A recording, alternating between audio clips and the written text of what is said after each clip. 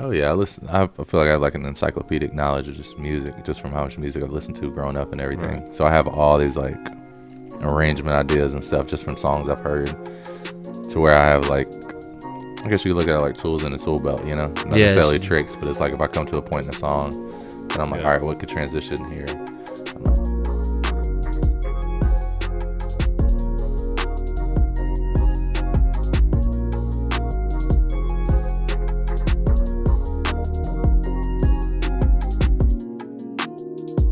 Ladies and gentlemen, welcome to the Hustle Up podcast. My name is Clint. I'm Jonathan. And today we're sitting down with DJ Burn One. I left out Matt. Hey guys. Today we're sitting down with DJ Burn One. If you get any value from this, go ahead and hit the like, hit the subscribe, ring the bell, share this with your friends, family, anyone you know. Let's get the word out there. DJ Burn One, thanks for being here, man. What's going on? Appreciate y'all for having me. Hey, so I read a bio on you earlier. Jonathan sent me some information, but for anybody that's meeting you for the first time, can you give us a brief intro? Who are you? What do you do? Why should they know about you? I'm DJ Burnwan. I'm from Hateville, Georgia. It's like a small city. It's basically like right on the bottom of Atlanta. I've been doing music and putting out music since I was 16. I started off doing mixtapes and selling mixtapes in high school. That transformed into me working with T.I. He was one of my first projects when I was like a junior or senior in high school. And then from then on, after that project, they just kind of let me come around the studio. So I kind of like learned my way around the studio just from sitting around up there, and started doing a couple different projects. And I got into tour DJing later, and then eventually into production and mixing and sound design. So you went from mixtapes to production. No, you went from mixtapes to being a touring DJ and then to production. Yeah. So when you started first working with T.I., and for everyone, I'm assuming everyone who's watching or listening in Atlanta knows who T.I. is. And if you don't know, he's one of the earlier hip-hop artists from Atlanta, has huge records. T.I. is one of the staples of rap in the South. So when you got that first opportunity to be in the studio in that kind of capacity, like, what was that like for you? How old were you at that time? I might have been like 17 or 18. 17 or 18. And had you ever been? High school. So how'd you get that connection to begin with? These girls that I went to school with happened to be signed to him. I was a junior and they were seniors, and their name was Ecstasy. And I remember just asking them, I was like, yo, I'm doing these mixtapes. I was like, do you think y'all and T.I. could host a project for me? And she was like, one of the girls was like, yeah, sure. And like a couple days later, he called my phone and left some drops on my phone. I left him on my voicemail. Yeah. What? I was like, all right. And this was like right before trap music came out. When would you say trap music came out? It was like 2004. How do you define trap music? Well, T.I. dropped the album called Trap Music. So literally. Yeah, his album was called Trap Music. Nobody had like literally said trap music. People said trap before, you know, like Outkast on Spuddy or Doublelicious, now he trapped and stuff like that. You know, it's like talked about the trap, but T.I. was the first person to say trap music. Yeah. You know, and that started with that album. So what was that experience like being in a studio? Had you been in that kind of environment before, or what was that like? Was that just like culture shock, or? Yeah, up until then, I'd just been working at my house. I had like a little setup I'd record people at with just a little Radio Shack microphones and stuff like that. And I had a friend. The closet microphone stand. Oh, yeah, exactly. That whole get up. Wasn't even in the closet. It was just right in the middle of the room. Yeah, just right. I remember those days. And so I just like record people after school and stuff. What was the question again? I'm sorry. Just like what that experience was like when you went from being. So it was being super amateur. Yeah, I was like, I didn't know what I was doing. And then I remember going in the studio. I remember going in for the first time and looking at the screen and just seeing all these colors. And that's Big Country King. He was one of the artists in there. I was like, what are all those colors? He's like, you see that yellow one? I was like, yeah. He's like, I want a snare, man. He's like, see the blue one? That's the kick, you know? And I was like, I don't know none of these words, man. You know? But I was just like very interested. I was like, damn, I got to know more about this, you know? So it went from like me just messing around, recording people, and then I started doing remixes too. So I take like an instrument from one song and acapella from another and just like mash them up, you know, almost like mashups. Yeah, so you started playing live instruments when you were younger, or how did you get into music to begin with? No, I didn't start doing beats till like 10 years ago. I just got into music because I just loved music. Yeah. Like I always listened to music growing up, and then I just happened to learn how to use computers early. Like when computers started going around like 56K and like dial-up and all that. You were an early like, adopter? Yeah, like I learned you could download music from like AOL chat rooms. Like that was the earliest form of like music pirating. Like you would go on the AOL chat room and literally type a command in. It'd be like send, Fabulous, whatever, whoever's album. How did you figure that out before anyone else did? Like catching a wave before it becomes a wave is a talent. It's an art, and it's also could be perceivably lucky. How did you know that you could do that? I was just interested in technology, and my mom happened to just get like a computer. It wasn't like a fast one or anything. But I remember we just got 56K. All it did was add like some little pinball game, Minesweeper, and then these AOL chat rooms. And I don't remember how I found out about it. I really don't. Yeah. If I found out, I just remember like going into these chat rooms because it was like chat rooms were like a big thing like early on. Like that was the whole appeal of the internet was like chat rooms. And I remember just like randomly wandering into this thing, and it was just like all these scripts of albums. And it was like you send the command and it'll email you an album. And like overnight, like literally because it's 56K, like you'll download all night. And I remember I wake up and like burn a CD and go to school, Wow. So I assume that's where you got your name from. Well, yeah, I started like burning CDs, and I'd start off bootlegging, nothing crazy, just like selling a couple CDs. And then I started just like taking like the top 10 songs that were on like V103, like the top 10 countdown, like now, like those now compilations, but for rap music. And I would do those and start selling those. But then when I got a job at a mom and pop CD store not too long after that. And so this was before the TI or after the TI experience? This was like right before, Yeah. Because I remember, or this was like right around it, because I remember we got trap music early. Mm-hmm. It's like back when they had physical copies, certain distributors would get early album copies. Yeah. And they would sell it for like $25 or whatever. So I was taking them to school. These, it goes from like me bootlegging a couple albums to now I'm like trying to sell $25 CDs when I was selling like $5 little, couple of bootlegs. And I remember everybody was just like, burn one, burn me one, burn one. Everybody just wanted to burn CDs for $5. Yeah. Like, I don't want to pay $25 for this shit, Wow, yeah. And I needed a new DJ name, and everybody kept saying burn one. So let's run it. DJ Burn One. Yeah. So then you went in the TI thing, and that's when you started learning how to kind of use the software, what software were they using at the time? Do you remember? Pro Tools. Pro Tools. So is that you really started learning Pro Tools, and that's when you started learning production, or you learned DJing at that point? I was just DJing at that time, and I just remember watching it and seeing like a couple producers would bring their MPCs around because that's what MPCs were like the main way to produce. And I just remember seeing that and seeing them track beats and record and stuff and just being like enamored with the whole process. Yeah. Wow. So, okay, so you went on tour. Who'd you go on tour with? Bubba Sparxx. Bubba Sparxx. Mm-hmm. And how did you get into that from the TI situation? Well, that was the first artist I went on tour with. Well, I did, I made a name for myself with the mixtapes. Yeah. And then I did like Gucci Mane's Chicken Talk. That was like his first project that did really well. And so it came time for Bubba to find a DJ, and I guess I was one that was making noise in the city. Yeah, what was tour life like? It was pretty dope. It was like right when Miss New Booty came out. So it was like wow. Pretty wild times. That record hit, yeah. Yeah. Definitely just like glad Did to be alive. Scram go on tour with you guys? Who? Scram? Oh, no, not back then. No, that's cool.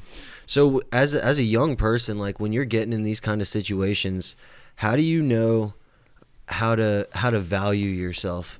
Like, how did you know that let's make that a more precise example. How did you know that being in that situation with TI, it could be overwhelming for some people, but you just jumped into it. How did you know that was going to work out, and what did that lead to?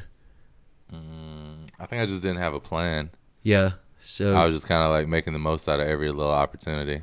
Yeah. I didn't really know it was going to lead me either. It wasn't like I was like, oh, let me do a career in music and this is what I really want to do. Yeah. It was like I was playing sports and I started getting into music. And I think this was when, who's that pitcher the Braves picked up? What's the dude's name? You know, Matt? Damn. Oh, Kyle Davies. He was a baseball player, but he was pitching around the same time when I was playing baseball in high school. And I remember he came and pitched, and like all the scouts were out and they watched him, and I was like, I'm not going pro with fucking baseball. I'm like, I need to do something else.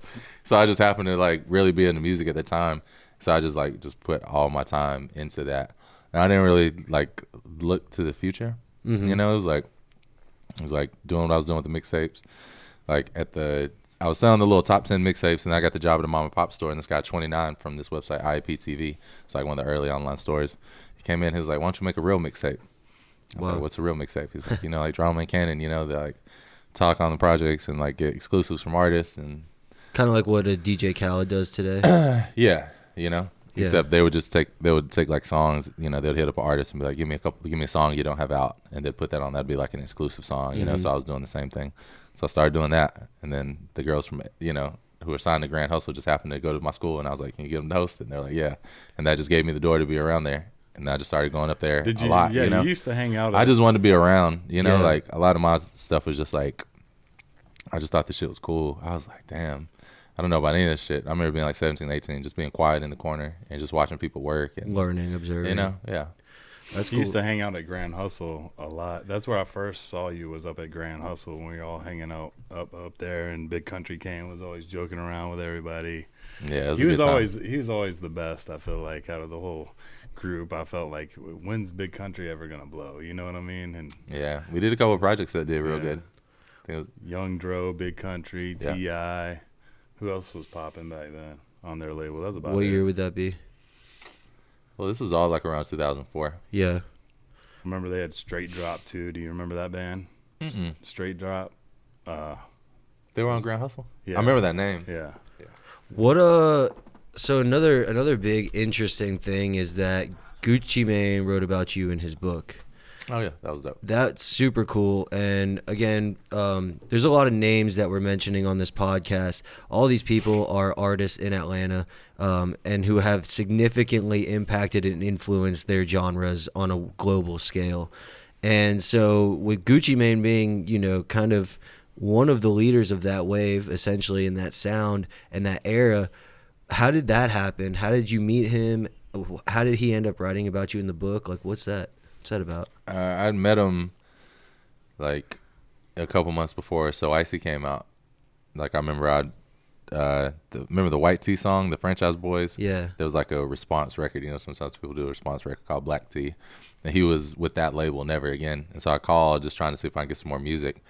And he picked up the phone. And so I showed up, and he was the person. There was like 9 people on the record, but he was the only person there. When you say getting more music, that means you were putting a mixtape together, and so you were like, Yeah. give me Gucci. If I was like, I Gucci's like a- Black Tea. Like, if I liked the song from an artist, I'd hit up the artist. I'd be like, hey, you have any songs you haven't dropped yet? Yeah. Let me put it on my mixtape, you know?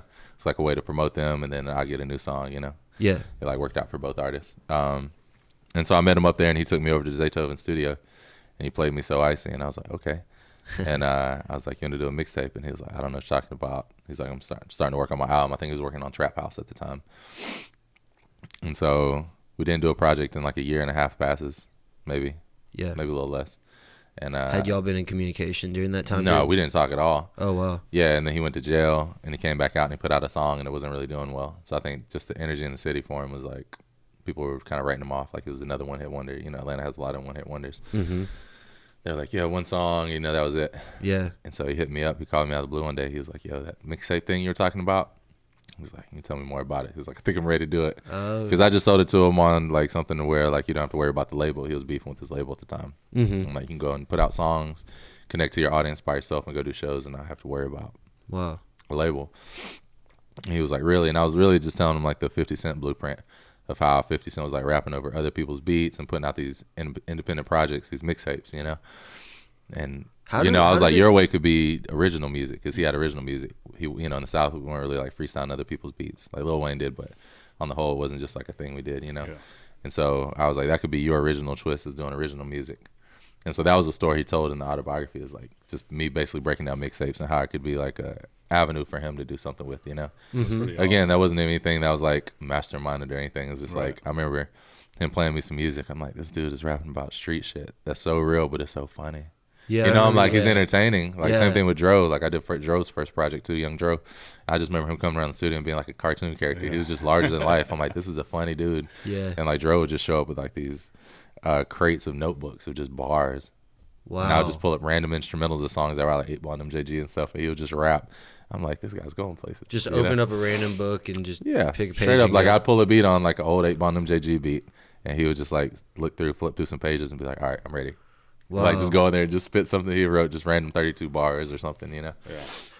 What does a session usually look like for you? Like, everyone's got a different kind of creative process. Like, when I get in the booth with him and like we go over to his house and we're making a song, it's a different process than when I go over, because everyone at this table does music in some capacity. When I go to his house, it's a different process of making music. So what is like your process? Like, if someone were to come work with you, like what should they expect that experience being like? It's always different depending on what the artist needs. Yeah. You know, like back in the day, I wasn't producing. Mm-hmm. I didn't know how to record or mix and other stuff I know now. So, But me the being in burn the one of studio- today. Up to date. It just depends, you know. Yeah. It's like I just cater to the artist, you know. It's like some artists need different things than others. So like if I were an artist, a vocal artist, and I came in and I walked in, you would just start playing instrumentals first. Would you want to hear my sound? Would you want to hear my music? No, I'd talk first. Yeah. I always talk. Okay, so see you where the person's head's at, yeah. how they're feeling that day. So kind of like a consultation, like ask them the questions to see like what kind of vibe they're going for. Yeah, absolutely. Just try to like understand where they're coming from. Yeah. What's their mood? You know, because there's been plenty of times you'll just go in and I'll just have like, oh, these are my bangers, and play them, and they just totally not be the vibe. Like I may have some hype shit, and they're just like feeling more low key, and Yeah. you know. So I realized like I have to read their vibe and kind of like find the middle ground. I always try to give them what they need. Like I always try to hear where people are going, and be like, I think this is what people would love to hear from me, or this is something that really I just think like, what would I want to hear? Like all my projects, like the Gucci and Dro, I'm like, I would listen to this. So I think other people might too. You know? Yeah. I just take that same approach. If you like it, just assume that, you know, X amount of other people would I'm too. like, let's just make some shit that we would want to listen to. Yeah. I feel like a lot of people approach art now trying to appease other people, and that's where you get like this homogenous same Yeah, like shit that cyborg just everybody sound. just making the same. Yeah. You know, it's like Well, will you catch yourself falling into that loop of the juxtaposition between wanting to stay true to your process, but also wanting to make stuff that you think like make stuff for other people? Do you have to battle that or fight that at all? I think you pay attention to what's going on just to see if you're anywhere in the wheelhouse of anything people may like, you know. But I don't really have a big problem with that because I'm always trying to make music for the future anyways, like just timeless music. So like there's songs that are just coming out today that we did like 4 or 5 years ago that sound fresh because I wasn't following a trend at the time, or, you know, I feel like there's certain things you have to look at as far as like different trends and be aware. And know if you come with something that sounds like a slow, you know, like boom bap hip hop beat, it's probably not going to be in vogue in the club, you know. So it's like if you're trying to make a record for the club, that might not be the way to go. So I feel like even just having like slight parameters in a certain way of understanding, like, all right, we can do this, but nobody's going to care, or, you know, and it just depends on different artists and what you're trying to do. How do you know? Like, how do you know this is going to be a banger or it's not? Like, obviously you could feel it and know a certain way, but are there technical things that, because you've been doing music so long, that you can kind of run through and, you know, say that check, all right, this song is, We has know this is potential. going to be a club hit. Yeah.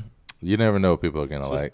It's the way it makes you feel. It's the Yeah, vibe. It's yeah, you all never know about what the people are vibe. going to But like. you know how they say there's a method to the madness? Like, obviously, it's kind of like yin and yang, where there's a lot of art, there's still a little science, and where there's a lot of science, there's still going to be a little art. Oh yeah, I feel like I have like an encyclopedic knowledge of just music, just from how much music I've listened to growing up and everything. Right. So I have all these like arrangement ideas and stuff just from songs I've heard, to where I have like, I guess you could look at it like tools in a tool belt, you know, not Yes. necessarily tricks, but it's like if I come to a point in a song, and I'm like, Yeah. all right, what could transition here? I'm like, oh, I could do like a little sweep sound, or I could like put a reverb on the last phrase of the vocal, or I could do a beat drop, or I got like 17 options for this one part in my head, just from all the songs I've heard. How do you narrow it down? By feeling? Like, will you like... I'll try them out until I figure out one that works. Yeah. Sometimes I'll try the first one. I'm like, oh, it feels good. I'm not going to question it. Let me keep going. I'm not going to try every 17. But I'm like, I'll have like a top couple ones, and I'm like, all right, let me try this. Oh, not going to work. All right, let me try this again. Sometimes you'll try 7 It's and the they don't work. feeling too. Once you do it, you're like, yeah, that's it. You know what I mean? You have to do Yeah, it as soon and as it put it feels into good, For I sure, move but on. that's the obvious part. Like, I'm trying to figure out, like, for people who understand, like, that's, you got to feel it, but there's also, like, you know, you can look at a piece of art and be like, that's good art, but it's because that person technically knew how to use a paintbrush. Oh yeah, well that's the Music's thing. not like If you that. have like certain basics of like, all right, you know, this is hip hop. So if the drums knock, we're gonna be in a good position. You know, Yeah. It's like if I can hear the music, all right, we're in a good position. There's certain things of like, yeah, like if we do these certain things, we're gonna be in a good position. You know, it's like If there's an end of a bar right here and you've got 17 options for it, my you know, option bar is much smaller. It's like I don't even know what I could do right here. So naturally you're going to end up making the sound that feels better because you have a bigger toolbox of tools to pull from. it's possible. I mean, I feel like we all listen to stuff. I just don't look at things from a point of ego of like, what do I think is really best for the most part. I just try shit. I'm like, what are the options? So- what could potentially go here? That's right, yeah. And then I just try stuff, and I'm like, what feels the best? What feels the most natural? What isn't breaking my flow? You know, a lot of stuff with songs, I'm nodding my head while I'm working. And as soon as my head stops nodding, I'm like, all right, something's off right here. And it could be a delay is off, or it needs a beat drop here. It's been too monotonous, but it's just like, all right here. It's like, if you close your eyes, I was wondering what Rick Rubin used to be doing in the studio. Yeah. He's like laying on the couch, like all zenned out, but he's listening to the song. Yeah. And the song will tell you what it needs if you listen to it. So I'm never coming from ego of like, oh yeah, I know this. Yeah. I'm like, right here, this part is boring me. Something's got to happen here. Take some out or add something, you know? So it's like, I put something here and then I'm like, all right here, something feels like it's meandering. There's too many elements. Let me take some of this stuff out. All right, cool, this feels better. You know, it's like, whole time, I'm like, what right here does it need? I'm just listening to the song. And I'm just applying like random stuff that I've heard. Like, I don't even necessarily feel like a lot of ideas are mine. It's like I've heard, I'm like, oh yeah, on the Chronic, there was this right here, or this was here. And then the way that you apply it is never like that. And like, I would watch a lot of interviews and different stuff, and artists are always like, oh yeah, I was thinking about this song, but then I did this way, and it sounds nothing like it. You're like, oh, this doesn't sound like that at all. But it's just their interpretation that got them to that point, you know? When you've listened to a song, or let's just start with the beat 1,000 times to get it right, and then you start mastering the track or doing, you know, other things once the vocals have been laid down, do you ever start to get really sick of that song just from hearing it so many times? Or is it because it's evolving and because it's changing, you're adding these layers, or are you hearing something different? We mix other people's songs sometimes, so sometimes that's a little hard, you know, like mixing other people's records. Like, if it's not like a great song that you just love, you know, you got to find a way to hype yourself into it. But a lot of stuff we mix and master is our own, so it's like, it's already past the test of even getting to this point. So it's like, it's usually pretty solid. And then if I get bored of it, I'll just take a break. Or I like working on multiple projects or different songs now at the same time. That way I can bounce around if my ears are tired of a record.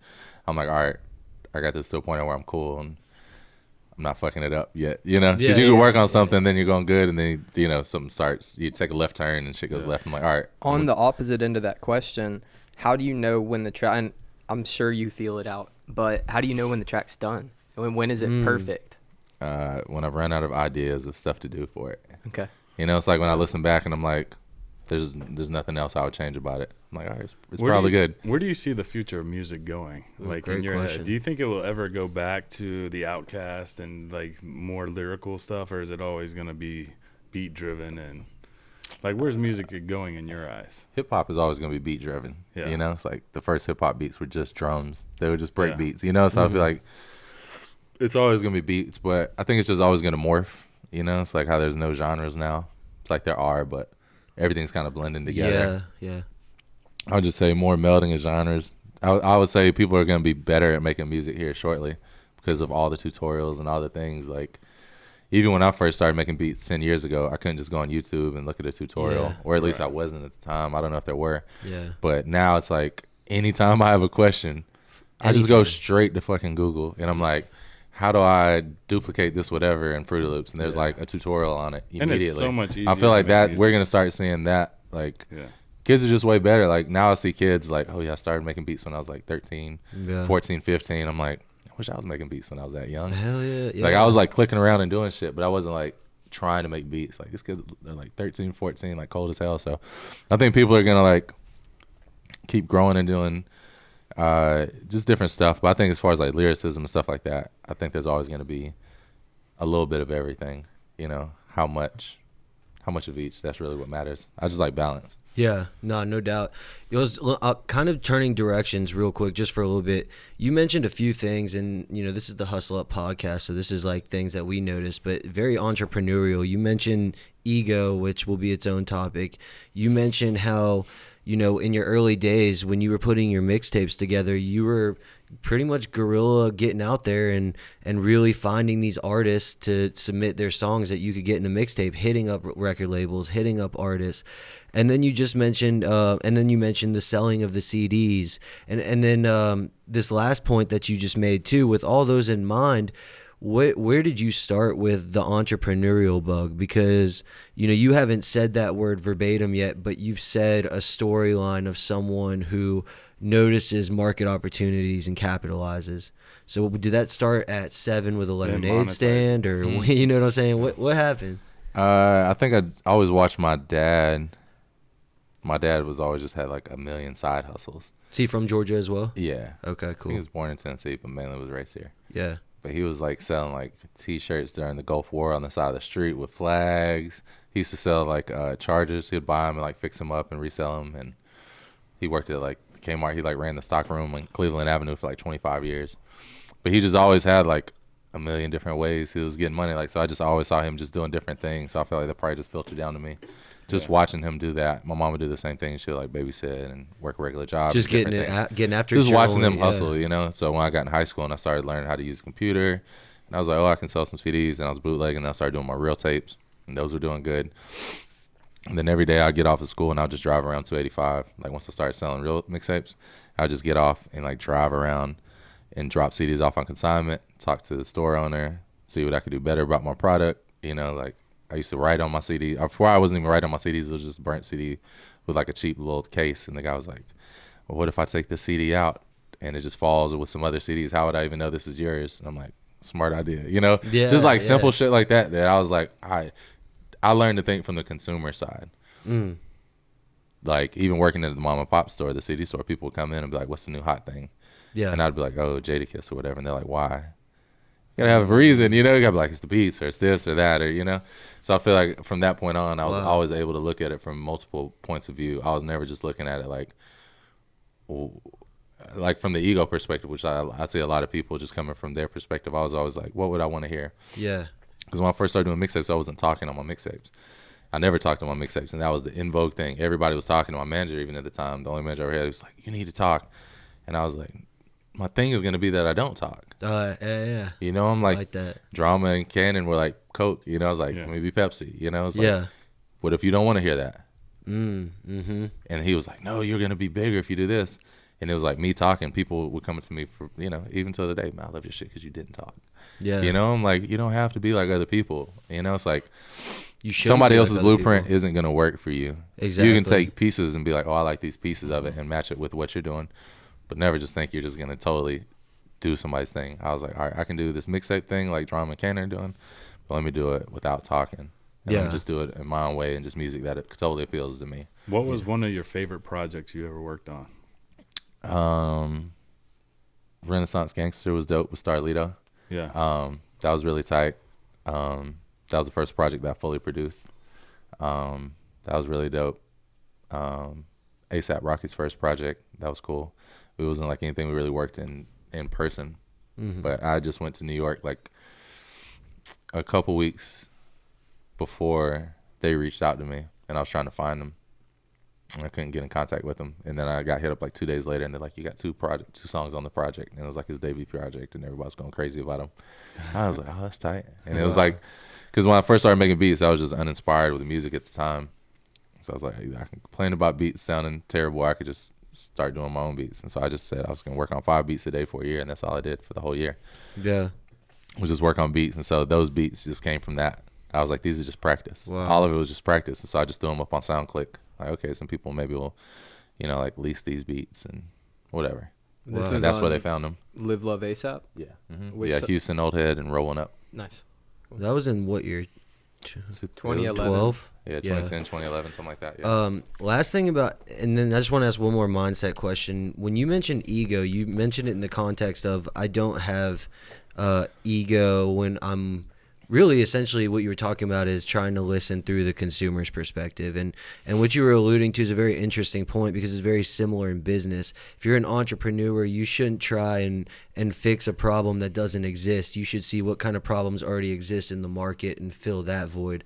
And so that's a very good observation that you made at a young age. So I want to point that out for everyone that's listening is make sure if you're starting something, whether it's a creative thing like music or whether it's a business, that you're filling a hole that already exists and that you're not creating a hole that has to be filled. That just takes longer and it a lot more resources. But I do want to mention one more thing was the ego. So when you say ego, how much, what do you know, like when you say ego, what do you mean? Like what's your vocabulary around it? How important of a word is it to you? Like, cause it's a big topic to me. I had like a OG tell me a while ago. I was asking for some advice, and he was like, "You have to learn how to get out of your own way and stop blocking your own blessings." Mm-hmm. You know, I realize a lot of people are just in their own way, me included. You know, it's like you could just totally you know, in all types of different ways. I've seen some people that are so worried about getting fucked over, they never do any paperwork, and that hinders them from doing anything. You know, it's like you can be too smart for your own good or too whatever. You know, it's like, I don't know. Ego to me is just like that part in you that's just self-destructive and like wants to, you know, it's like it's not looking at things for what for the greater good. You know, it's like a very selfish thing, and being like, you know, I collaborate a lot with music. It's always like all these different parts and stuff. But I'm never looking at like, oh, I got 4 parts from this person, or 3 parts from this person, or I need something from this. It's like, whatever's just best for the song, whatever the song needs. That's very simple. Yeah. And I feel like a lot of people just come from a different standpoint. Like that. And different people I watch, you know, it's like people just come from a different place. Yeah. Like I'm coming straight from, I want to make the best song. I want to make the best beat.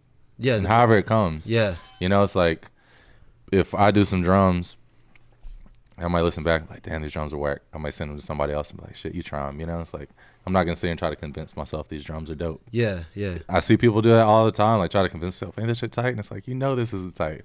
Or if you do, you know, it's like, I don't know. No, I feel you because Snoop Dogg was talking to a younger artist, I can't remember who, and he said, they asked, how did you become such a successful person as you did? And you'll like this. He said that the most important lesson he learned was knowing when to sit in the driver's seat and when to sit in the passenger seat, and that it didn't matter who was sitting where as long as the car was always moving forward. And we had Charlie Rocket says that his key to doing that is servitude. Like, don't go into anything looking into what can I get, but like you were saying, and how another guy who was on this podcast named Lee Heisman, he said, don't focus on what you can get for yourself. Focus on how you can increase the experience. What can you do on your piece to make the overall puzzle better? That brings in like the big thing that's going on right now. Like, do producers and beat makers charge for their beats at first, or do they give them away? You know, that's a big thing going around the internet. What's your take on that? It's whatever works for you. Yeah. I think if nobody knows, you're gonna have to give some stuff away. But I mean, you know, it's also not like permanent. Like, you can have it to be where you let an artist use the beat, but it's not like they own the masters and can resell it and all that. You know, I think it's just by like simple contracts. Yeah. You can handle that, and it's just wherever you are in your personal growth. What's the best way to send around music while mitigating the amount that it could be stolen? Like, what's the best way to send around music and cutting out risk? Is it sending snippet? I don't really worry about music getting stolen too much. You don't, so you'll just send it out, or you just don't send it out? Yeah, send it out. Yeah, and you're just like, I mean, again, I think there's some people who just scare themselves out of like, nobody's really just waiting to steal your music, and like you got the greatest idea in the world, and they're just waiting to steal your beat. Like, like just send it out there and try to get your shit out there. If something happens, you know, like you have your file, you have the timestamp it was created, you know, technically it's copywritten as you created it, you know, so. And then it comes back to execution. Like, even if you took this, could you make the best song with it? And, you know, there's elements like I think in terms of a company, like I don't mind sharing ideas with people because I think that whatever team I'm with, because I have very good teams, that we're just going to be able to execute the best. So I'm not scared to share my ideas and what I think. So that's important to know. And I think another good question that kind of relates to that is, but it's a little bit more of a gray area in my head, is quantity versus quality, right? So do you spend time, if you have a month and if you want to put out a project, forget the time duration, but if you want to put out a project, do you spend time perfecting 7 songs, or do you just drop as frequently as you can? Once it reaches a certain quality, you drop, or do you perfect? And then, you know, what do you think would work? I know it's different for everyone. Well, I agree with Gary Vee. I think it's different for everybody. Gary Vee will say, like, if you can drop 1 dope song a month, and that's as many dope songs as you can drop a month, but you can drop it every month and drop 1 dope song a month. Mm-hmm. If you can drop a song every day, do it every day. So I think it just depends on your output, you know, like, are you self-contained? Are you able to get your own beats? Are you able to mix your own stuff? How often can you release? And then just figuring out how that works along. What works best for you? What would you do if you were getting ready to release? Or are you getting ready to release? Yeah, I was about to say, we're actually getting ready to release. Anna Valina, she produces with us, but we're about to release her stuff. And instead of doing a 14-song album, we're releasing them each week. We're going to drop a song. What's her name? Dropping videos. Anna Valina. Can you say her social? Yeah, at Anna, A-N-N-A, Valina, V-A-L-E-N-A. It's on Instagram. Okay, awesome. And you guys are putting her out as an artist. What do you have, a kind of collaborative, or what do you have like an organization, an entity? I don't want to call it a record label, but a production company. There you go. Okay, yeah, 5 Points Music Group. Yep. Cool. So you're getting ready to drop her, and so what are you thinking is going to be your method of doing that drop? Well, it's funny how times change. Like when we initially linked up like 4 years ago, my idea was to do a project, but things have just shifted. Project and I have to be meaning a realist. album? Yeah, and I have to be a realist. It's like, all right, you're a new artist. The best thing we could do is release singles to get people to notice. Because until then, nobody's going to notice. We could drop a 10-song project, and if we release 2 singles, we just wasted 8 songs. Because the majority of people only heard those 2 songs. I agree. Yeah. So why not just have like a 14, 15, 16-week rollout plan to where we have everything already mapped out. The song's already finished, and we have, all right, every Friday we got a song dropping. Yeah. You know, every other week we got a video dropping. We got a live footage, and then, on Friday when we drop songs, she goes live on her Instagram and talks with her fans. And, Yeah. it's like, I love this shit. This shit's so fun to me. Like, going from working records, because I've been working records since I was like 16 or 17. Yeah. Working records in the strip club before I could even get in the strip club, paying DJs to play records, So it's like, That's the way it was in fun Atlanta. working from that to now, working through the blog era and everything, seeing stuff change. And like now, like from mixtapes to everything, to now it's on streaming. Yeah. And now it's like, all right, how do you play the playlist game? How do you play, all this stuff? And it's working different angles. Like a big thing we've been working on the past 3 or 4 years is getting sync placements. So we've had some stuff in some movies and some soundtracks and some TV shows and different things, video games. Luckily, we were able to do all those. Can you mention it? Yeah, we were in, I think it was NBA 2K19. Nice. We were in that video game. We were in, what was the Marvel show? The Iron Fist? Fist. Okay, yeah. We were in one of those episodes. We were in the Superfly, the new Superfly movie they just redid last year, Director X. We had a song in the movie, and it's the first song on the soundtrack, Sleepy Brown featuring Scar, If You Want It. It was like our tribute to Curtis Mayfield. Nice. So that was pretty dope. So we've had like a lot of pretty good like successes in that. We've done sound design for movie trailers, like Hollywood movie trailers and stuff. We linked up with this music supervisor who happened to own a company who does sound design. He was like, what do you want to do? I was like, I'd actually like to do this, that, and the other, and sound design for movie trailers. He's like, I actually own a company that does that. Oh, wow. I was like, really? He was like, yeah. He was like, it's me and a composer. He does all the sounds. We've never like bought any sounds from anybody, but if you want to do some sounds, we'll see. I was like, what kind of sounds? He was like, go on imdb.com and watch some of those trailers and just do me like 3 or 4 sounds that sound better than what's on the trailers. Oh. So we went broke like some Hennessy bottles and like got some animals growling and all this shit, made these sounds. And sent it to him, and he was like, yo, we love it. Like, we haven't heard anything like it. I was like, bullshit. He was like, no, it's some different shit, because this is like 4 or 5 years ago. Yeah. So we're putting like 808s and all this stuff before. Now you hear, I'm like, you hear all this shit now. Yeah. But it's like we were doing that like earlier, like heavily saturated 808s, like all types of shit. Wow. And so we ended up selling like 30 sounds. So it's been like in a bunch of movie trailers and stuff. Well, that's awesome. That's super cool. Yeah. So I know that you guys, for anyone listening, Burnwood and I have actually worked together before. I had 5 Points Bakery come and do a music video, and you directed that music video. And so now we're talking about a whole transition into another art. We're not talking about, watercolor to oil painting. We're talking about painting to sculpting. And so what was that transition like going? Like, how did that even happen? It's so funny how in my life I just show up and then things happen. It's Yo, pretty funny. I always feel like showing up is like 95% of the battle. Exactly. Just showing up, just being in the room, just us being here. That happened because I always loved movies and stuff. I was like a little movie buff and stuff growing up. I always loved movies and shit. And I was working with Scotty. Scotty HSTL is one of the artists that I like did a lot of work with. And he was working with B.O.B. He was signed to B.O.B. for a time, and this was like right before he signed to him. I remember being in the studio, and this was when those little hoverboards, I think I just saw one over here, they were just out. And so he was like hovering around the room, and there's like this thing, and there's like some lights going on. And a friend of mine had just bought like a Canon 60D. And so he was rapping, and we were doing this project. He was like, I was just picking it up, shooting in the room.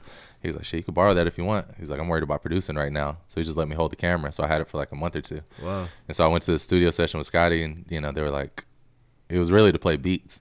But I'm just sitting there just filming. I'm like, oh, shit, that looked pretty cool. Just show it to them. And they're like, oh, that's cool. I don't think nothing of it. Like 3 days later, B.O.B. hits me up. We just exchanged numbers, and he was like, yo. He was like, I had a video shoot. He calls me at 10 p.m. on a Monday night. And he's like, yo, I got a video shoot tomorrow at 9 a.m. And my video guy told me he's not available after he booked it. He's like, everybody's going to be showing up. 9 a.m. the next morning? Yeah. So less than 12 hours, like 11 hours. Yeah. He was like, can you can you film a video for me? And I was like, yeah, sure thing. 9 o'clock, he was like, yeah. So I negotiated the price and everything. He was like, all right, cool. So I hung up the phone. I was like, I got to get some fucking equipment. I got to figure out. So I called my homie SB. He had shot some videos for us before. And I was like, yo, you want to co-direct the video? And so me and him showed up and like shot the video, and like I edited it with him. And then from then on, I ended up shooting like 6 videos for B.O.B.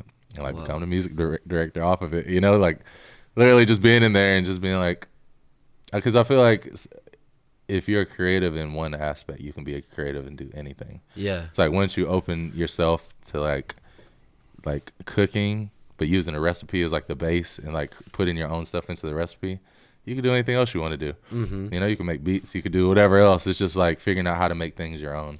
Yeah. And I feel like just transition from music to videos wasn't that far of a cry. It's like, oh yeah, this you looks could cool. speak to that too. Yeah, I've ran into him, cross paths with him. I remember early in the days in Grand Hustle, I used to see him, but then I remember seeing him again at Almost Kings and the Rich Show. He was DJing up there, and I was like, man, this guy's everywhere. Like, he'd be making beats one day, DJing the next day, and then shooting a video down the road. And I'm like, that's what I do too, you know? So I was just like, this is awesome, you know, somebody else that makes beats that also does hip hop and rhymes and then shoots and directs as well. It's pretty inspiring. And you guys did it early too, because now anybody can do that because it's the internet. Obviously, you have to be someone who's ambitious enough and willing to go to YouTube University and willing to type in that how-to on Google anytime you need to figure something out. You still got to be that person, but the internet has really opened the doors for you to learn. Like, you know, I don't know, I can't remember what podcast we talked about it on, or maybe if I heard it on one, but it was Hot 1079's interview about how it was like our president is a reality TV star. The biggest pop star in the world is a reality TV star. Like, this I guess genre of being a celebrity is changing, and I think it's because of the access of information. You can create and distribute things faster than ever right now. Mm-hmm. And so I don't know. The biggest thing when we were coming up though is more trial and error, you know, because we didn't have all this stuff like YouTube and stuff. It's just like get out the camera and do it, and what looks good, and you can do creative or better than other people, or just put your own spin on it. Like he was saying, he didn't talk. You know, how simple is that? You just take out an element and don't talk. That's totally different. So same thing with video. I was noticing everyone was doing the same shots in front of the cars with rapping and stuff. And so I just started adding different elements to my stuff. And people were like, oh, that's dope. Yeah. You know? No, here's some, And same with him. I mean, it's some of his beats and his music and stuff. I mean, he comes up with some funky ass sounds, that's one thing. So you work with Foz, who's one of our investors, and he's a guitar player. And he's shown me some of the stuff like low key that you guys have made, and it's funky. Oh, yeah, we got an album, Rationale du Jour. Shout out Rationale du Jour. We formed a group called Rationale du Jour. Yeah, nice. I'm actually mixing it right now. I can't wait to hear that. No, that's it's funky. I like that. You bring like a funky vibe to the music, and it's interesting because especially in Atlanta, like one of y'all were saying about all the sounds sounding the same, like especially in Atlanta, you know, having that own sound, that own funky like groovy sound is really cool. I really man. Let's see, G, you got any questions specifically about music? G Karma, you over there? Can you hear me? I think also like the big thing that you're talking about is not launching CDs anymore. We're past that era. It's all singles now, I feel out from here on out, because I mean it's just how things are released. You don't have whole albums, you don't buy CDs anymore. You know, so I think the new wave, especially if you're coming and just breaking through. Now, if you're already established, that's a different story. But if you're new, I feel like that's the way in now. It's just single video. Would you agree? Yeah, well, I've heard something too. Is like we make art for the medium. You know, it's like people paint on a canvas because it's going to be a square on the wall. You know, it's like you make it for that. You know, it's like if people are consuming music in playlists, and you know, it's like build it up to where they're just begging you for an album. Yeah. And then it really makes, you know, then it really matters. But you know, I feel like maybe you do it the other way and it'll work fine too. So don't drop an album unless the market is asking for an album. I don't know. I mean, honestly, I say that and then the artist could come out on an album and it'll work. You know, I think it's just different. You know, to me, I'm just reacting to the marketplace. And I'm like, to where I love albums and stuff. Yeah. I know the average person, if you get a song on a playlist, that's the best thing. You know, on a successful playlist, that'll be the best thing. Yeah. You know, and then maybe you drop an album after that or something. People, I don't know. I just don't want to waste music. You know, it's like I want to put music out and people like see each song as like a special thing to listen to, and not instead of being like I have to listen to 12 songs. Yeah. You know, it's like I wanted to be like, oh, another joint. Yeah. Oh shit, it's another one. Yeah, yeah. Like that in that whole. Like again, like looking story. from the consumer aspect. You know, it's like if I'm looking at a new artist, I don't know if I have the emotional investment to put on an album. But if I hear a song and I like it, I might follow them on SoundCloud. And then if I see the other song, that might make me like it. And like, oh shit, they're gonna drop another one next week. You know, it's like now I got something to look forward to. Yeah, you know? People's their the attention spans are so short now. I swear, like more and more as we go and progress, that people's attention span are just like boom. You know, Instagram, it's like, oh, that doesn't interest me, and they've only looked at it for 3 seconds. They didn't even give it a chance. You know, because I feel like there's so much content coming at you, and everybody's able to create now. Everyone has iPhones, and there's just content everywhere. It's just content overload. So how do you stand out? You know. I think consistency, originality, authenticity. All right, yeah, absolutely. And I would say like the overarching, like, you know, the other thing is like passive and focused content. Like, for example, this podcast, the focused content would be the video of it. The passive one would be if you're the audio, because you can listen to audio while you drive, while you work out. Yeah. The video you could too. You know, like when I watch podcasts, I really watch them more than I listen to them because I like to listen to music in the car. So when I play podcasts, I kind of just open it and throw it on another screen and work on the bigger screen. But you know, creating that kind of content. So do you guys do video, or do you do short form content, long form content? Like this year TikTok, we're about to start going heavy with it. This year we're about to start going heavy with the content. Like I'm gonna mix up like in studio videos because we've dabbled in like releasing stuff with this in studio. So we're about to release a lot more of that. And this is just as a crew period, just a production crew. More of that, you know, we'll be dropping like little tips and tricks on EQing and whatever else, and telling more stories and stuff. Yeah, just getting more content out. I feel like the past 10 years has been like building a sound that we know is completely ours, and just we've kind of like honed our shit. We like know what we're doing, and now this year is gonna be getting it out to people. Yeah, I almost feel like I've been in a cave, even though I've been around. I really just kind of been like, you've been in the lab, heads down, building. Yeah, like mad scientists in the lab, like cooking it up, like figuring it out. And now it's like to the point of where it's just like on autopilot. Like we could just step in a room and just kill shit. It's like really dope. It's dope to get to the point. Like I'm listening to the point now. I'm like a couple clicks, I can have something sound like really fucking good. Yeah, which is dope to get to that point, going from not knowing jack shit, you know, to being like, oh, I actually make things sound good. Like, do you DJ with Ableton too? I do in some of my sets. I didn't know if you used I performed at the Museum of Modern Arts like 2 years ago with Skrillex. It was pretty dope. That's sick. But I did the whole thing off the push. And so I did that all through Ableton. And it was all my own stuff. It was my first set of where like I just played straight productions of stuff beats that we've done. And we're really good. It was dope. Other than that, normally when I do sets, it's just app turntables. Yeah. And what software are you using for sound design? Well, I use all the DAWs really. I use Ableton for like all my sound mangling and mainly recording, and then I'll use Fruity Loops to do my drums and arrangement, and then Pro Tools for like the final mix. Oh, but for sound design in particular? Ableton. Okay. I can just warp and like fuck shit up really easy in there. Like cool. You don't use Logic at all? Not really. No. That's just the one DAW that I just never really got into. Yeah. Well, cool. Where can people follow you? Actually, let me ask you one more question, because this is important. Because, like I said, man, your whole story that you've came here and told has just been a story of progression and adapting, and really, you know, what I like to say, and what everyone at this table like brings us together, is that common mentality of fucking jump in the deep end and learn how to swim. Whether you know how or not, like go in there and figure it out. Whether it's going into TI Studios and seeing those buttons, or whether figuring out the mixtapes or figuring out any other transition you had in your life, like you have to be able to accept the challenge and adapt and have that burn the boats mentality. You know what that is? The Vikings had this mentality that when they would go to war, they would shoot their boats with arrows with flames on them, and they'd sink their boats. And now it was a win or die situation. There was no boats home. So the Vikings had this burn the boat mentality, and when they went to war, there was no way out. It was win or die. Yeah, I'm going to die here or kill you. Yeah, exactly. And so that's the mentality that, like, you know, it leads you to jump in the deep end and learn how to swim. And your knowledge and experience is awesome, man. And I'm so thankful to have had you on this podcast. I got one more follow-up. Please. So a lot of times when we ask people what advice would you have for somebody coming up or somebody who wants to learn?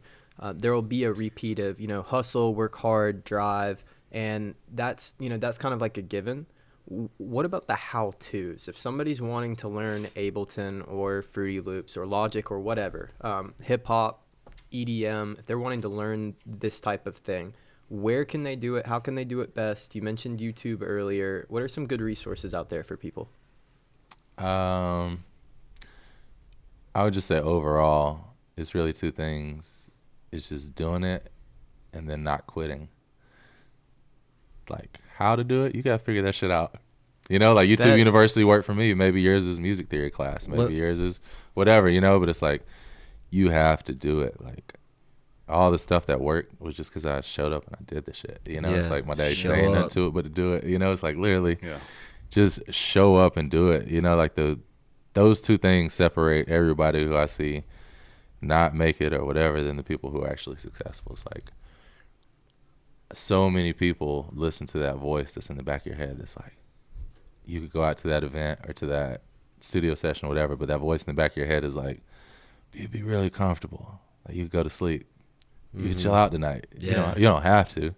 It's like the people that listen to that voice, you're not going anywhere. It's like, and it's the people that can listen to the voice that's like, do it. Yeah. Like, and just go and do it. Like, those are the people that get it. And then not quitting. I bumped into a guy that I met like 11 years ago at Dallas Austin Studio, and I wasn't producing or anything.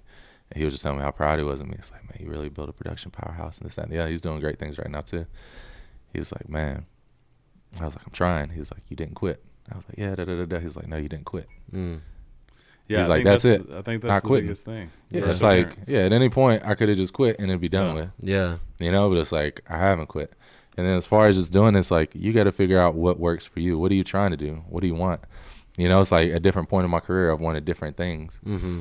Like when I was doing mixtapes, I just wanted to be the best at that. And then I was tour DJing, I just wanted to be the best at that. Then doing beats and mixing now, that's been like my quest the past 10 years, like doing beats and mixing. Like, oh shit, let me get that. And then figuring out, like for mixing, a great resource is Mix with the Masters. It's like $300 something a year, but you get access to all the top mastering mixing engineers. Like, they tell you exactly what they're doing in their files. If you don't learn how to be like them, watch that shit. Yeah. And there's so many things. Like, if you want to learn how to use Ableton, go into YouTube. How do I do X, Y, and Z? I literally do that about everything every day. I still type it in there. It's like, use your resources. Yeah. There's nothing that you can't really find out. And so it's like, do you want it? Do you want it? That's really it. Figure it out. Another thing that I've always loved about DJ Burn One too is he's always figured out how to monetize his music. No matter what arena he's in, he's figured out how to monetize it. Whether he did it at first or not, or whether at first he gave it out for free and then caught a buzz and then did it. But in every arena, he's been successful. And I think it's because A, he never gave up, and B, because he knows how to monetize his music, which is very important. Yeah, that's a good point. And actually, that was a great question, Clint, because I think that's an important answer is never quit and know what you want. So, like, just for someone, like, because that's, for someone who maybe has not been as successful, you can look at that person and be like, that person never, they were never going to quit. Like, that, they were successful the whole time. Like, was there ever a point where you almost quit? No. Even when people play with my fucking money, it's fucking labels. Even when they do that, it's like, never am I like, oh, let me quit. Like, but, it's not for everybody. Yeah. So certain people, they are happier. They quit music and they do something else and they're happier, and you should do that. Yeah. But it's like, to me, nobody's finna run me out of fucking music. It's like, yeah, this is my shit. I love making it. If we had any 13-year-olds or 15-year-olds who are listening to this right now and they just got motivated to go start creating music, obviously Ableton can be a bit expensive. Where would you say, what is the best DAW to start on? And is it better to go ahead and save and spring for a more expensive DAW that you'll continue to use forever, or start learning on something cheaper, something free? I'll probably say something that's incredibly frowned upon. Go download that shit. You know what I'm saying? Like, go download that shit. It's like, if you can't find out a way to download one of these DAWs for free, you shouldn't even be making music. It's like, that's a rite of passage, finding out how to pirate shit online. I mean, man, because the thing is, like, you're gonna learn how to use it, and if you actually care about it, then you're gonna get good at it, and eventually you'll start buying things. Like, I pirated all my shit in the beginning. I did, just to figure out how to use the shit. Yeah. And like in the past I don't know, a couple years, I probably spent, more than 10 grand, I think, on just plugins. Yeah. Mm-hmm. So I've reinvested back into the ecosystem. And if it's not for you, then you didn't waste any fucking money. Yeah. You know what I'm saying? But it's like, if it's really for you, you'll eventually end up spending money with Ableton or whoever it is. It's like me, I ended up getting sponsored. Yeah. So that's pretty tight, But yeah, just figure out a way to make it happen. Like get in there and do it and see how you like it. I got started. Like don't look for the reasons not to do it, because there's gonna be a million reasons. Oh, a million. It's like you're saying, like, burn the boat. Like, I had to do that with all my plan Bs. Yep. Like, I had to quit college. I had to quit every time I quit a job, I had to like burn it down, so I didn't even have the option to going back there. I'm like, that could be slightly comfortable. Let me burn this shit to the ground so I never go back there. Yeah. I don't want the comfort of a steady thing, yeah, because then I'm not going to be pushed. Yeah. Like, everybody's different, It's like, I like being pushed in certain ways, I like knowing, like, oh shit, I can't just go back here, or I can't just do that thing that was simple and easy. Yeah. I can't do that. Plus, I like a challenge anyways. Like, music is so difficult. Breaking artists is so difficult. It's such like a great challenge for me mentally, to where when I do something in the simple, I just disengage really quick. What did you start out on? Like, I started out on Acid and Fruity Loops. That was my first two that I downloaded. I was on Sony Acid doing the remixes, and then Reason is why I did the ASAP Rocky beats and Renaissance Gangster. Yeah. Wow.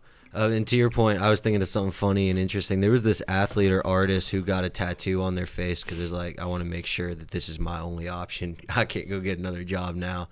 Well, this has been an awesome interview. Like I said earlier, we got a lot of great content from this. If you can, I want something like this, maybe a good clippable content. DJ Burn One's 3 ways to survive the music industry. What would those 3 ways be, and why? 3 ways to survive in the music industry. Get a lawyer. Get a lawyer. That's a good one. Get a lawyer that other people talk good about. Not just the Saul Goodman of your area. I love Saul Goodman, but don't just get, not the homie, but like, well, don't just get just anybody. Sometimes the homie is cool. Like my lawyer, I met him right before he passed the bar. Mm-hmm. So that just happened to be, but I met him through somebody who I really respected. Word. Like, get somebody you respect and get them in early. Like, don't let your business slide. Don't let stuff slide. Don't think like in 2 years it'll be a better time to handle that business. Yeah. Or that issue. Like, shit only gets worse. Handle it early. Yeah. Like, if there's any type of dispute, get your lawyer involved and get it handled. So get a lawyer. What's the second one? Get a lawyer. Learn your craft. Yeah. Second one. That should go without saying. That Become really should be number one. master of your craft. That really should be number one. Yeah. Become a master of your craft. Like, learn your shit. Like, I can get in the studio and do anything. Yeah. It's like, be that way with whatever you want to do, whether it's engineering, marketing, whatever. Like, just be that way with your craft. And number 3. Don't give up. Don't give up. Don't quit. Don't let the things that get you down make you forget the reason why you started. That's right. Too many people forget how far they've come and only see how much they have left. Oh yeah. Yeah. That's like, not the right way to look at it. Because there's always gonna be ups and downs, no matter how good or whatever it is. It's like, it's always gonna be ups and downs. Like, can't be mad if I got, screwed over on one deal or whatever. It's like, I didn't get into music to make money. Yeah. So that didn't work out. Now I can move more informed in the future. Uh-huh. But I'm not going to let that be like, I'm never going to produce for this artist, or I'm never going to do this or that, or, it's like making short-sighted decisions. Yeah. Well, awesome, man. Where can people follow you and 5 Points and any of the artists you're working with? You can follow me online at DJ Burn1, DJ BURNONE on any social media, and then the5pointsbakery.com, THEFIVEPOINTS bakery.com. And we'll have all that down below. And man, I would love to come. We're going to start a new kind of vlog series where we go and hang out with people in a life in their day after they're on the podcast. So I'd love to come in a studio session with you and get your vibe. Since you've come here, we'd love to come check yours out. For anybody listening or watching, this is DJ Burn One in Atlanta Staple. I hope you guys were able to watch this all the way through and really get this information on mindset, entrepreneurship, music, being a creative, monetizing as a creative. I mean, we touched everything that's super important that I know my friend group of creatives would find valuable. So make sure to like, subscribe, hit the bell, share, spread the word. Check out for some of this clip content from this interview coming soon. I'm Jonathan. I'm Clint. I'm Matt. Thanks again, DJ Burn One. Until next time, hustle up. Hustle up.